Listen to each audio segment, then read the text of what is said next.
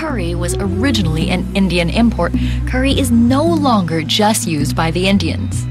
Irene Jansen, a cookbook author, comes from Chinese and Eurasian roots, but she cherishes her Chinese grandmother's recipe for roti jala bread paired with a spicy chicken curry. Well, I think we promised you a very tropical show here in Singapore, and in Singapore it rains. Why don't we start with the chicken curry first? All right, we start with the chicken curry. I have marinated chicken, marinated with curry powder. Okay. Just curry powder. I left it set it in for 10 minutes.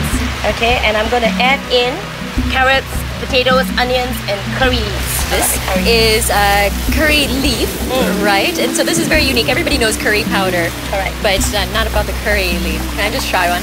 Yes. It's a beautiful aroma, huh? Curry leaf is one of the most important ingredients in most curry. It gives the wonderful aroma, the taste, the feel, and sometimes we use it as a garnish as well. So when we fry it on and we just top it up on top of our curries, it's wonderful. Chicken stock. I added some water in the chicken stock so it's not too salty. So I'm going to add in a little chicken stock and let it simmer. Now I'm going to let it simmer for another 5 minutes before I add in the other ingredients as well. Okay. Okay. So it's simmering now. I'm going to add in a little salt. Okay. Okay. And this is coriander powder. Has a very strong aroma. And this one that we're adding on is raw cane sugar. Now there's something about the raw cane sugar because when you put the raw cane sugar in, it gives a very tangy flavor in the curry. And then I have a pinch of pepper. And this is a light soya sauce. Okay. In our cooking, we use quite a bit of soya sauce. So we're going to simmer it for another 5 minutes. Okay, now it's time for me to put in the fresh tomatoes. Now, I don't want to overcook the tomatoes because I wanted the dish to have a very refreshing taste of tomato. So I'm just going to put it in. And then for the coconut milk, now there's a thing that goes that if you put the coconut milk too long in the curry, you'll find that little white bubbles are coming out of the curry. So what I'm going to do is I'm just going to put it in and I'm going to let it simmer for 5 minutes and I'm just going to leave the curry aside. So leave it aside here to simmer. Okay. And now need a clean pan. We have a clean pan and we are going to do the roti jala. It's a batter and it's made out of flour, eggs, water, little pepper, a little salt. But the important thing about the roti jala is you need to watch the texture.